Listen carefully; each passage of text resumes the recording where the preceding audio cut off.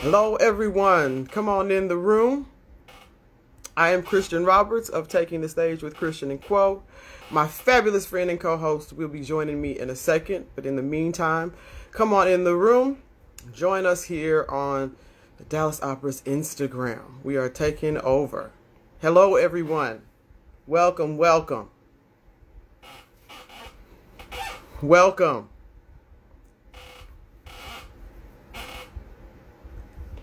Just wait for a few more folks to hop on. Good afternoon. Well, it's afternoon for me here in Dallas, Texas. I am not sure what it is, where it is, how it is where you are. But if we'll do a check-in, tell us how you're doing, where you're from, all of that sort of thing as per usual. I'd be glad to hear it. And my fabulous friend and co-host is coming on now. Up from Costa Rica. Hello. Hey, Quo. Hey. Hello. Hello. Oh, we got El Paso, Texas. All right. Hell, Paso.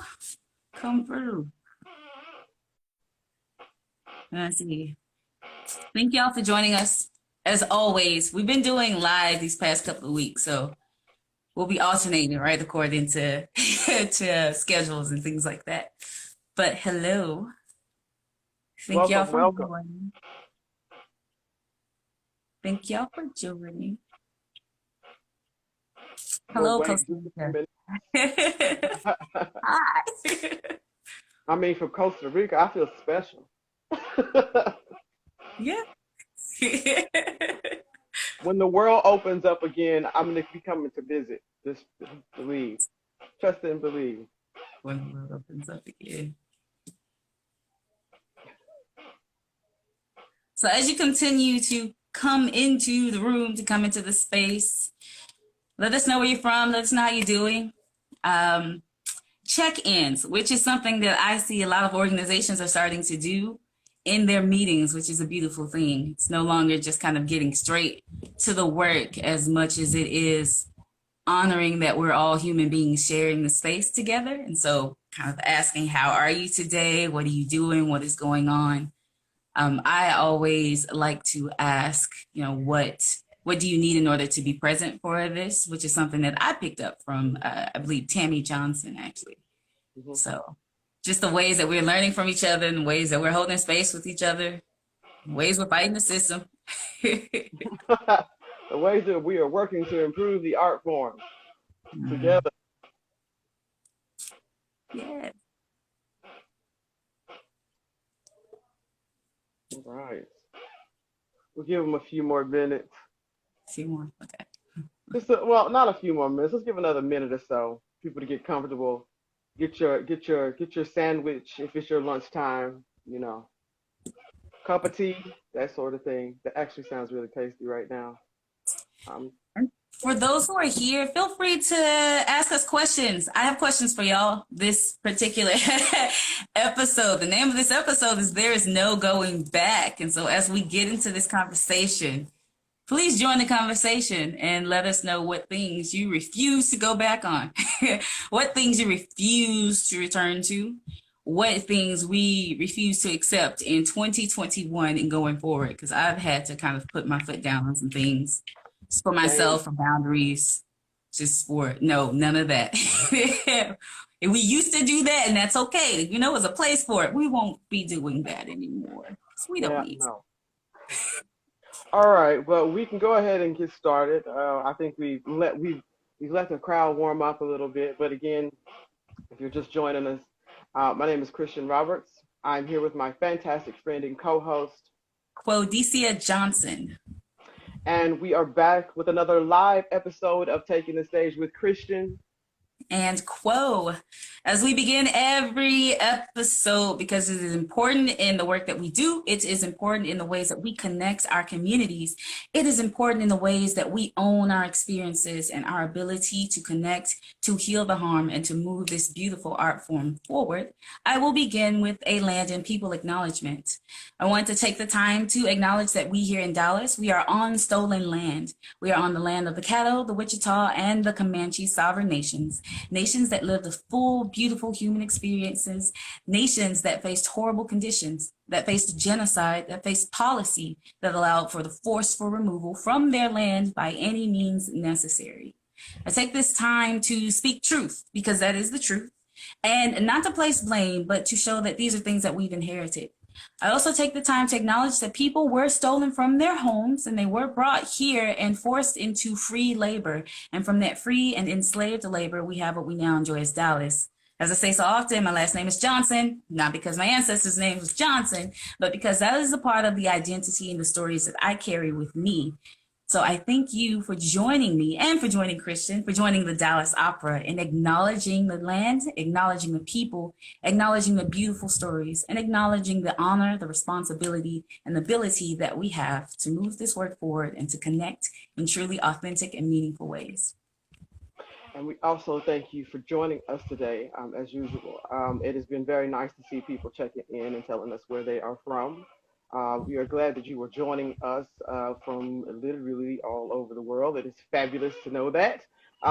It's so cool to know that. Today's episode, there's a reason for it because right now we find ourselves going back and getting ready and planning for next season.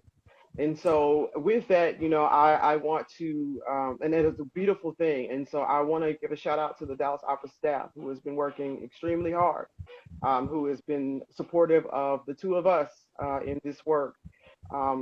To our fearless leader, Ian Dara, it's not an easy time to lead through something like this. And we are not out of the woods in the arts at all. We all know that. We all know we still have a ways to go, but it's looking a little brighter than it did this time last year. So also want to give a shout out to our boy, David Lomeli.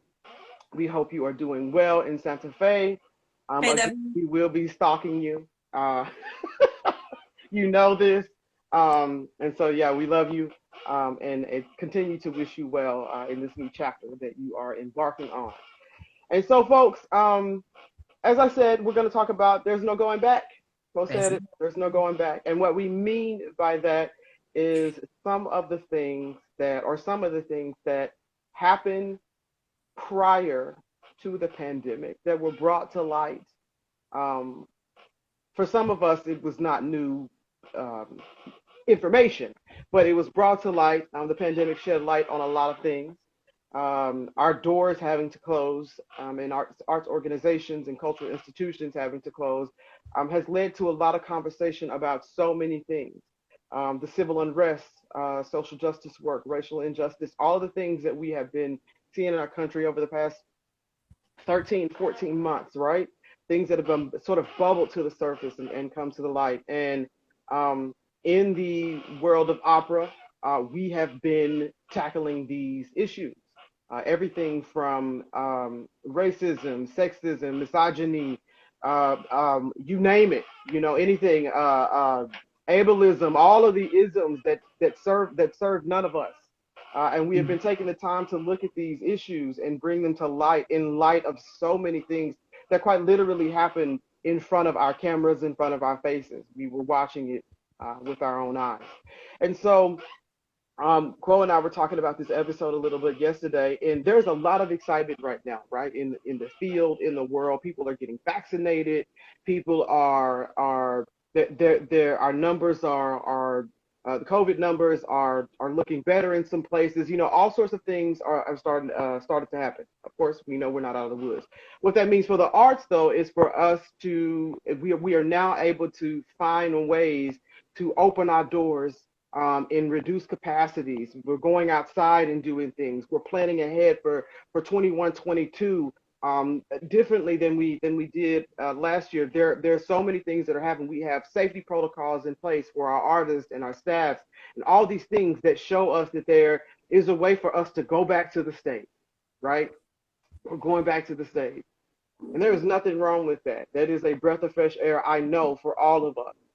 But what I also want to talk about are the ways in which we do go back to the stage and we do go back to our offices and the things that we do not want to go back to in those places. That is in our boardrooms, that is in our rehearsal rooms, that are in our break rooms, all of these places, all of these things that we do not want to go back to. So, Quo, let's dive into this a little bit because there are several things that we have talked about, and we were on the same page when we were like, we need to do this episode. Um, so let's talk about it a little bit because you have been sort of on the front lines with this work, with your work as company culture manager, with consulting that you do in terms of EDI and racial healing and looking at equity, right? Equity with Quo, right? So here's my question. All right. Um, I know some of the things that I do not want to see come back, right? I know some of the things that I do not want to see, particularly as an administrator, as an artist. But my question is, we want to learn from what we have gone through this past 14 months, okay? So we talked about a little bit last week, and you gave people really viable ways to apply what we've learned so far during this pandemic. So can we talk about a little bit of this right now? Can we talk about learning from what we've been through during this pandemic? Yes. It's loaded. I know, friend, it's loaded. Well, I do not think I am alone in saying that we've learned a lot from the onset of the pandemic and how it hit the United States, but just how it hit so many of our colleagues in so many other parts of the world. Absolutely. So we are not alone in what we are experiencing, and we are not alone in the overall learning that has to take place. The arts got hit. The arts got hit, and we're still being hit. We're still getting hit. The ways that places have had to shut down, staff members have had to be let go, places have had to kind of minimize just to survive. It went through into a survival mode. And as we see this light and we're coming out of it, we see what we believe is the end of the tunnel and how it continues. It's important that we're mindful that we're not continuously dragging things that have been holding us back simply because we're used to holding it. Simply because we're used to having it. I say so often, right? What do you need to put down? What served you at the time? Perhaps what we were doing before served us at the time. Perhaps our binary approach to whether or not individuals can bring the quality we want based on how they look, which is nonsense, right? Perhaps that served something at a time. Did not serve anybody truly, but it served those individuals at the time in the ways that they wanted to truly focus on bringing art. It no longer serves us. And to be honest, it didn't really serve us well when it did, when it was in place. We were holding on to things as an industry, we were holding on to things as an art form, holding on to things as a nation. I'll say that really never truly served us. It served as a filler, if you will, some type of comfort, if you will. But the things that we are learning come in this ways in which we've had to shift, in the ways in which we have been shaken, and the ways in which we've had to hold on to what actually matters. We look at how we were not able to present live performances. We could not gather. And I recall with Dallas Opera, we ended up going home earlier than when the mandate went out because we had a possible connection to a case. That's how far ahead it was, but that was just how serious, because you don't play with that, especially when it comes to opera. Nobody can get sick. Everybody go home. And with the expectation of coming back and opening Don Carlo. And so as we're looking at the ways that we've had to suddenly say, who are we if we cannot present opera? Mm-hmm. Who are we and what value do we bring if we cannot put performances on stage, if we cannot present performances on stage? Is that the only thing we can do? Is that why we exist? Is that why we are nonprofits? And the ways that we go about taking on responsibility and asking the questions when everything else was stripped, when what we were used to doing was stripped, when the comfort of a routine, no matter how crazy, not want to say crazy, but no matter how intense it was, right? I don't want to be ableist. No matter how intense it was, I'm learning. No matter how intense it was, the ways that we go about looking at, okay, we were used to this very intense schedule. And even though it was intense and it was very demanding, it was still comforting, because we knew what to do. So then when we got into the space and we didn't know what to do, we had to ask real questions. We had to be forced to answer real questions. It provided us with the opportunity to learn. The Yes. question is, in learning, did we hear? Were we listening? Do we apply? Did we apply? And what things are we still trying to drag with us? What things are we trying to return to? Because everybody, we Yes. want to go back to the stage. Everybody wants to go back into the office. Nobody wants to go back into a space where they don't belong. Nobody wants to go back into a space where they are being exiled or they're being denied access or they're being used to tell stories at their own detriment. No one wants to go into those spaces. So there are some things that there is no going back. We do not go back to the time before we realized that systemic racism is a thing that came out of systematic means. We do not get to go back and say, okay, well, we did that. We've done that. Check that box. We care about women. We care about the LGBTQ plus community. We care about people of color. We've proven that, check, and then return to the things that we were doing before. There is no going back. There's no going back to those things. And what we shared in the trailer is that as we know better, we do better, and that we have to do better. I also extend that into the ways that we've been able to realize that opera takes place in so many spaces, in so many communities. We as organizations do not own this art form. In We are so many vessels different ways, so many different varieties of ways. It's presented in so many so different many ways. ways. We do not hold all the keys to how it's produced. And even how it's presented, because again, once we were stripped of that comfort of security or of what is normal or a normalcy, if you will, then it provided us with the opportunity to be digital, to be online, to engage with people, to engage with community members from different parts of the world, depending on what time it is. We have all these different ways in which we can connect, in which we can present opera. Yes, yes, live opera. Yes, on stage. Yes, but we're looking at yes and. Yes, and. Yes, and. Yes to that, and yes to this. Yes, we will tell beautiful stories, and we will make sure that those stories actually uplift the communities that are being represented. Yes, we will create opportunities for all of our artists to feel like they are celebrated, to feel like they are challenged, to feel like they have the opportunity to shape the art form. And we'll make sure that we remove the barriers so that all artists have the opportunity to do that. And that the only barrier truly is not a matter of economic means. It's not a matter of how you look. It's just really a matter of whether or not you are dedicated to getting the job done. So as we're looking at so many things that we've learned, truly learned. Yes, there are going to be some organizations. I already see it now. That's why we're having this conversation. Where they're like, oh, okay, we're done with that. Let's not talk about that anymore. No, we're going to talk about it. I'm over it. We're tired of talking about it. I'm over it. All of us are tired of living it. Yeah, I'm over it. And the ways that we locked ourselves out of our own creativity. Yes. Because so much of that was happening just because of the routine schedules, the routine ways that we were engaging in things. Once we no longer had the luxury of options, we made a way. Mm-hmm. And a lot of us are used to having to live like that. So we want to be mindful of what it means as we go back into spaces and as we start to prioritize things that brought comfort before, but brought barriers and brought problems. We want to be mindful and want to be responsible, and we want to commit to what it means to not returning to environments where people did not feel celebrated, where people did not feel uplifted, where people did not feel challenged in a way that would better themselves and better the work that they're doing, to better the organization and the art form as a community. So there is no going back. That is what this is about. There is no going back to those things. No going back to making excuses about how you cannot find certain individuals. No going back to making excuses about, well, this is the way it's done.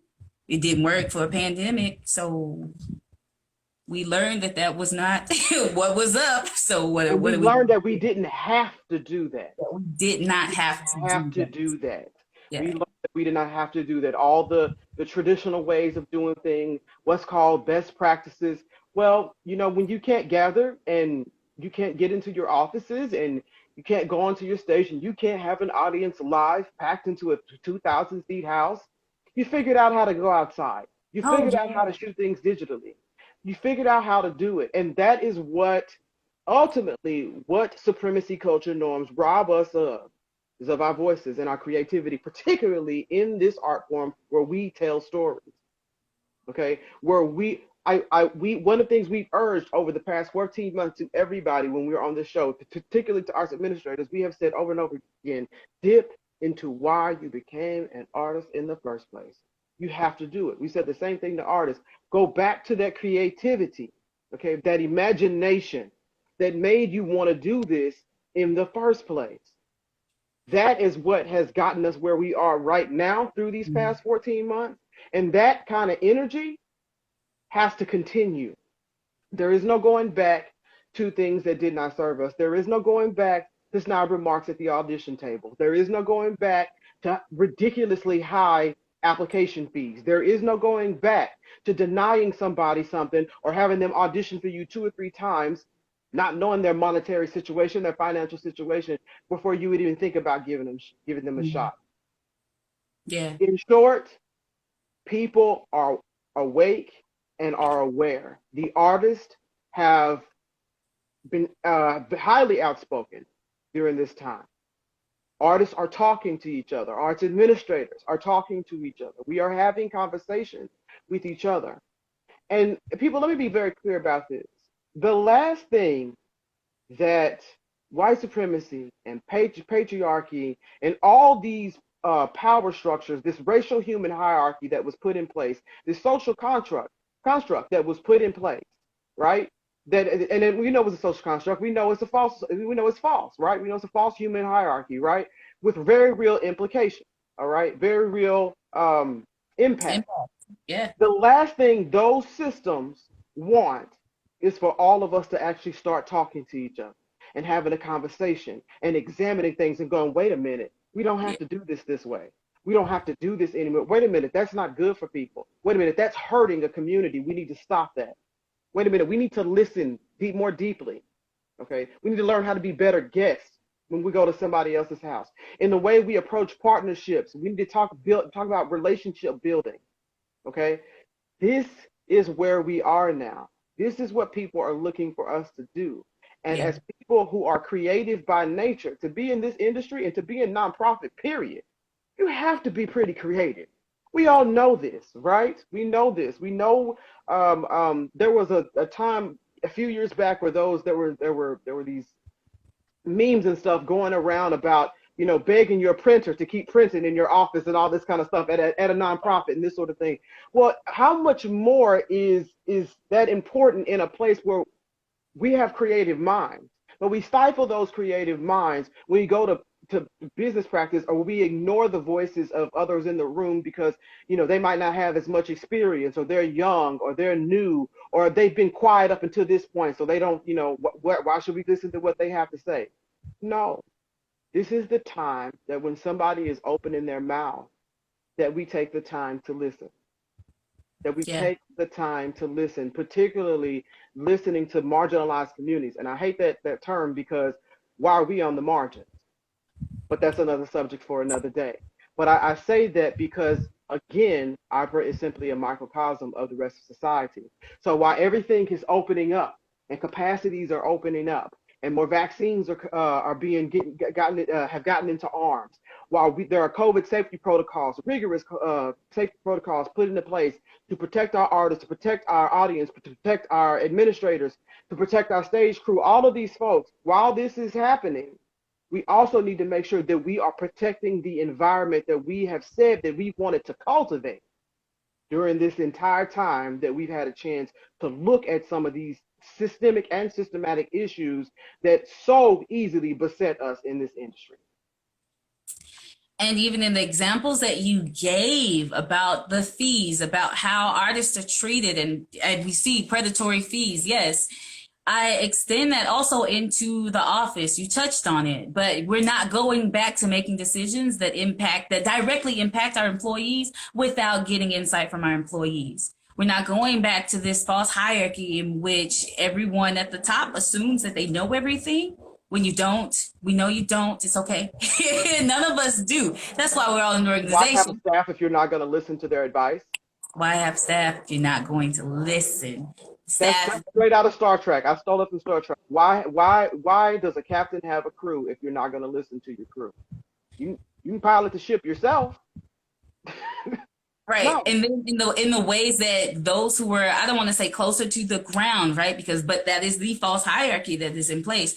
Those who are most connected to the work, directly connected to the work, have the most insight. So we will not go back to dismissing the insight and the specialty and the experiences of those who can best speak to the question. That goes for the same for our communities. No longer will we Yes. go back to assuming we know about a community because we studied it in college. So you got to it before I could, friend. Yes. Because Yes. we studied abroad for 6 months because we love the food. No, no, all Because right, we had a no. friend one time that, took us to a cultural event and introduced them to the family, introduced us to the family. No more of that. That does Or not work. That does not make you an expert. right. And Doesn't. so as we're honoring lived experiences, and so as we're honoring and acknowledging the things that we don't have to do anymore, we also have to understand that the willingness to shift is always accompanied by this energy that starts to dwindle when we're not realistic about what it takes to shift. I've said so often, everybody wants equity. Everybody wants equity until it is actually time to do it. To be Everybody wants equitable. to be equitable until we are in positions or we're in conversations where we're questioning things. One of the things I really appreciate, even about Dallas Opera, I know we're always talking about Dallas Opera, but we're here in this Dallas Opera, is the ways that we see how leadership, right? Always shout out to Ian. We see how people are honest about the things they know, about the things they do not know, but always confident in the ability to find an answer. Yes. Always confident in the ability of the staff as a whole, of leadership, to find the answer, to determine the answer. And those are the things that I want us to kind of take with us and to be mindful of as we're going through the process of going back into the stage. What are we trying to return to? Yes. What are we trying to go back to? Are we going back to the time we didn't have to have these conversations? Because no, our communities expect more of us because they've seen that we can give more, and we can Yes. give more. We're in a creative industry. We're creative individuals. We can give more, but that requires that we put down the things that we've been dragging along with us in the hopes of some security, or in the hopes of us being able to acknowledge or recognize the art form as we think it should be or as we think it is. And it's okay. It's human, right? For us Yes. to respond that way. To It's human for default us back to to want what to you know. protect what we have. It's Yeah. human for us, out of fear, to want to hold on to those things, which is why it's so important that we do not go back to a place of fear. We do not go back to a place of inauthentic connections, and that we move forward in what we're actually trying to do. And that go forth in this boldness that the pandemic required of us. You had to be bold, to have our companies survive this mess, and we're still having to be bold in there. We're not out of the woods yet. We all know that. Everybody in the industry knows that. We're not out of the woods. But we have to continue to be bold and move forward in this stuff. And quite frankly, as the arts, the arts have led so many movements and been on the forefront of so many things, and there is no reason why opera should not join that. We've been behind. Let's not get further behind by going back and falling back to habits and traditional things that have not served us, at least have not served the whole of us.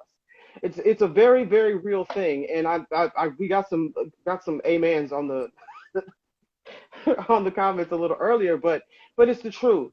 It's the truth. And that is not to say that we're going to be able to get it all done right away.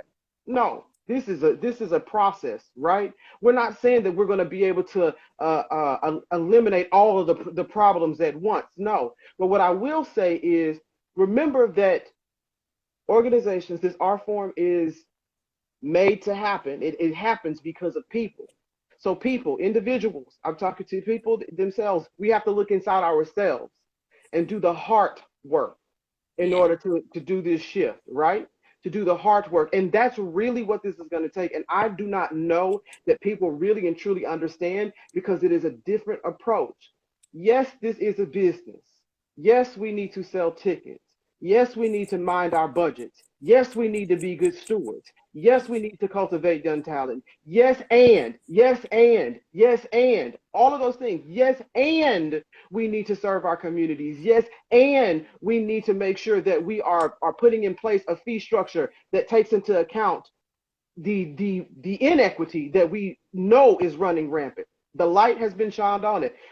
So many people lost jobs. So many people, if you don't believe me, talk to my friends at North Texas Food Bank about how many meals they've distributed. They distributed in 2020. We got hit all over the world. This Yeah. has gotten to us. And just send your thoughts and prayers to India while we're here because they are going through it. It is Yeah. very serious. And so this is what I'm saying. This is why I said we cannot go back because humanity, in order to move humanity forward, it requires that we ourselves in our hearts move forward with what we've learned. It requires us to start applying what we've learned. And if you haven't learned it, please get on board, okay? Because the train is moving. It really is. And I really, really hope those that are in leadership positions and in positions of power and the decision makers really and truly take this to heart. We're not on here talking about this stuff because there's some sort of attack. We're not saying that there is not a gigantic relief in being able to produce live opera on a stage again. Listen, I'm a singer. I know this. I am a performer. I know this. It is a beautiful thing. There is nothing like that especially where we are. I can't speak for anybody else's places, but when that chandelier goes out and you hear 2,000 kids screaming and hollering, to watch Dr. Miracle, there is nothing like that feeling. Okay, when you hear the audience do a collective, when they watch the opening of Moby, I witnessed that in 2009 when we premiered it here at the Dallas Opera. Right, I heard it. There is nothing like that energy. But what I'm saying is, we can still have that energy. We can still produce those awe-inspiring moments. Right, we can walk and chew gum at the same time, folks, and still learn and do better, Yeah. right? Because Yeah. there is no going back to the things that did not serve us as an industry, and quite frankly, put us all in a position that we really didn't have it to be in the pandemic. Those business practices and all those things, these best practices and all this stuff that we talk about that are not sustainable. We have to change those too and really address what they are rooted in and continue to address them and look at them through an EDI lens, look at them through an equitable lens when we're making these decisions. It's extremely important. Mm-hmm. I know it takes time to connect the dots. I know people say, what does this have to do with opera? But I say again, if it's in our society, it's going to be in our opera houses and in our offices, period. Okay? That's just all there is to it. So that's really all I have to say about this today. I know this is probably, I don't know if anybody has any questions today. But I will say, as we move forward, this is still going to take a commitment. And I will tell you, even now, I noticed that we are not able to conversate as much as we have been able to because we are putting things in place. We are moving back to the stage. We are putting out production schedules. We are, planning into next season. And that is fine. But I still want to make sure that there is space and time for this to be addressed. And please do not think that this is something that you can just infuse into a system that was already broken in the first place. Yeah. Right? That was never meant to serve anybody in the first place. Right? So please understand that this requires a structural change. This requires a heart change. It really does, in order to make it a change in our practices, in our offices, and on our stages. I don't know what else to say. What you got, friend? And even with that, as I mentioned, right, everybody is talking about change, and we've talked about it before. And Kristian, we both spoke about it before. The fact that equity requires disruption. Yep. Quote me on that. Equity requires disruption. This is not about folding in equitable things into practices that are already within an inequitable or society or an inequitable system. This is about taking all of this apart. Like I said before, everybody wants to be equitable until you start asking questions, Yes. until you start saying, no, you can't do that anymore. Or saying this is why it's not okay to do that, or this is how this can be problematic because this community is affected by it. But once you affect this community and you negatively impact this community, you'll turn around and then want to sell tickets to them. Yes. and the relationship building that comes in it. So as we, and this is for everyone, we have all learned how to navigate this system. Some of us thrive. Most of us are still trying just to survive. That means that we will all have to let go of practices that have taught us to survive in the system, or that have allowed us to be ignorant to the ways that others are needing to survive in the system. All of us have to shift. All of us have to be willing to give up those things that we have been holding on to. All of us have to be willing to understand that there is no going back, because we don't need to. We should not. We know better. We will do better. And we have to do better as an industry. So that's my additional 2 cents. Well, if you have any questions, please feel free to drop them in the chat. But Yeah.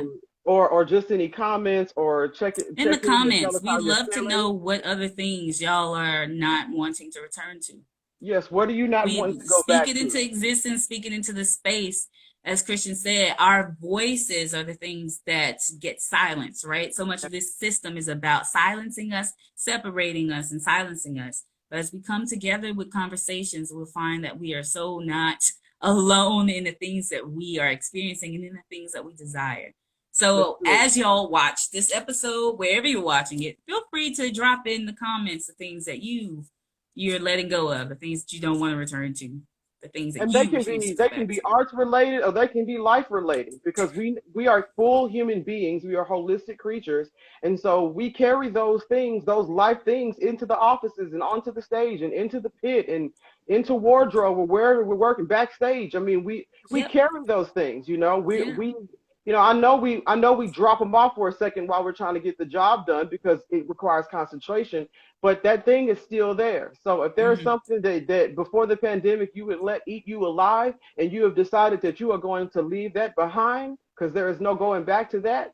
please feel Yep. free, because it is very real. And I hope that as an industry that is as in touch with hu- humanity as this art form is, because it really is. When you watch these stories on stage, you cannot tell me that we do not know how to portray humanity. What we haven't done is portray the whole of humanity.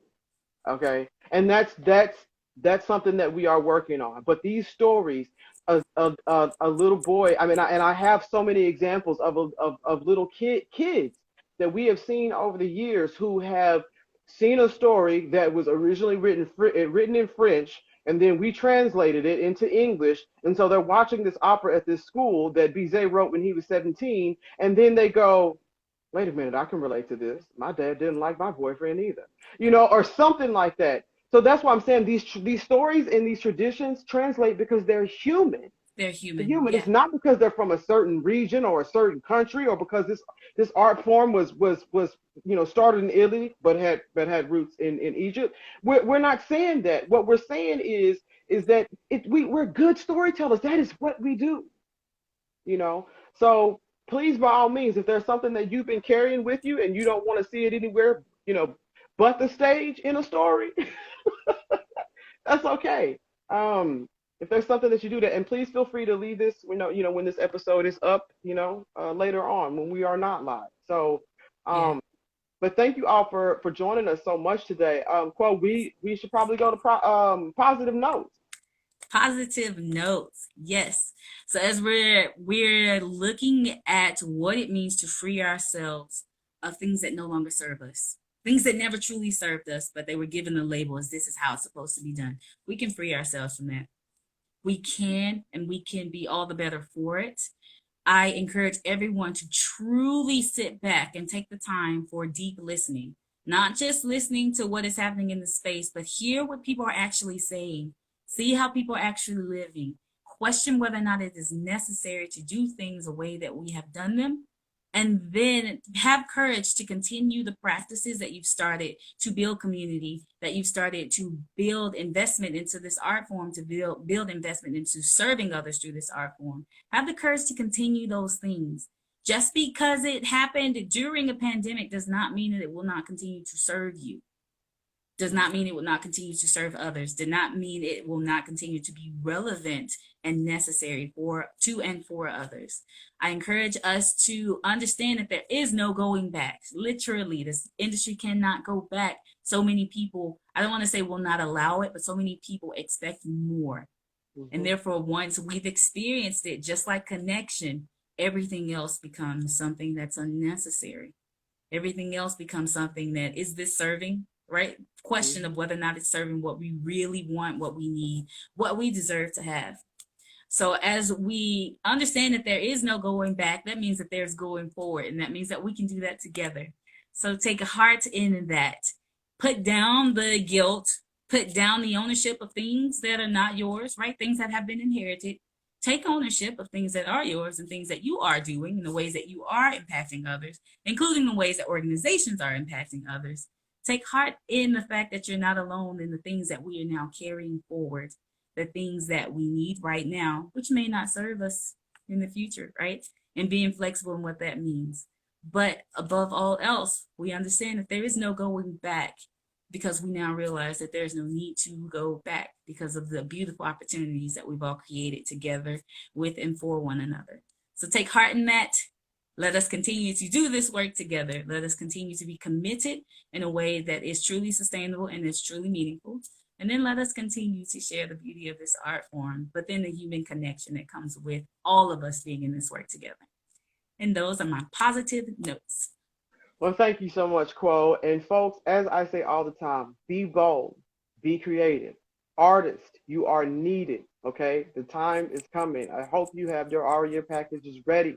You know, we are making our way out of this thing. So take heart, take care of yourselves, take care of each other, and most of all, just remember, we are creative people. We are creative people. We are storytellers, right? Yeah. So tap into that and continue to tap into that. Thank you very much for tuning in today. As usual, if you have questions, feel free to send us messages. We both are on Instagram, so you can find us individually. You can send it through Dallas Opera, and they will get it to us. And with that, we will close out our show. Thank you. Bye. Bye.